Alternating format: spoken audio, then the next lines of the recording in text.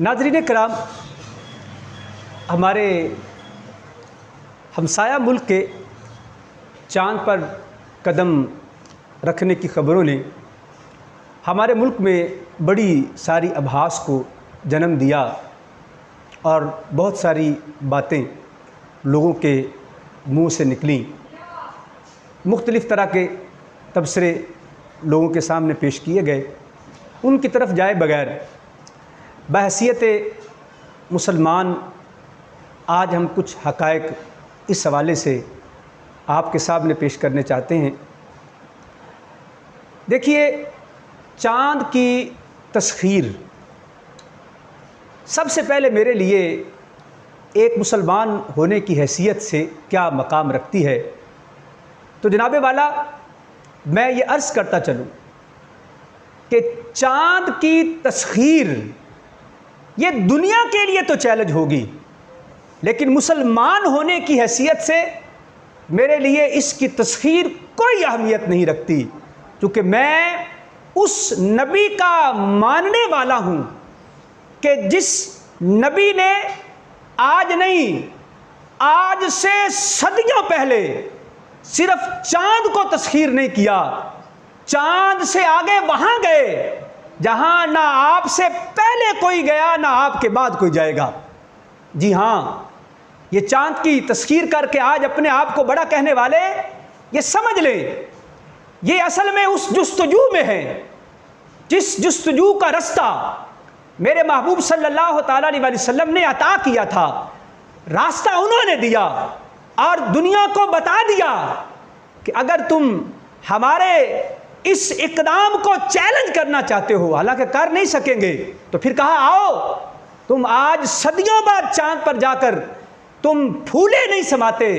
मेरे महबूब अलैहिस्सलाम तो उससे भी आगे चाँद पर निशान छोड़कर आप लामकां की बुलंदियों को छूकर आप वापस तशरीफ़ लाए हैं।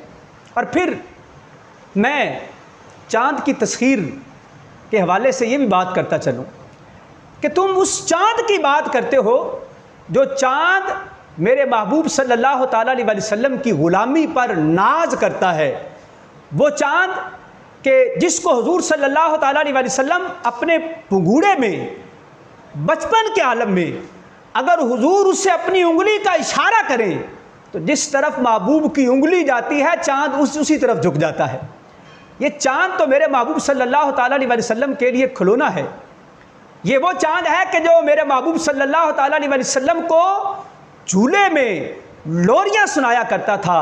हुज़ूर फरमाते हैं मैं चाँद से बातें करता था, चाँद मेरे साथ बातें करता था।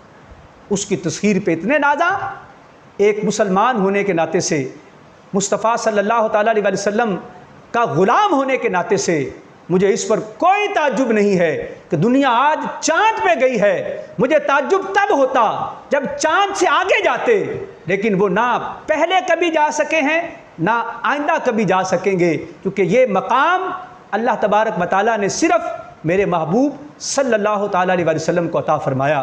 जी हाँ, ये वही चाँद है जिस चाँद के दो टुकड़े मेरे महबूब सल्लल्लाहु ताला अलैहि वसल्लम ने करके दिखाए। कर सकते हो तो ये करो।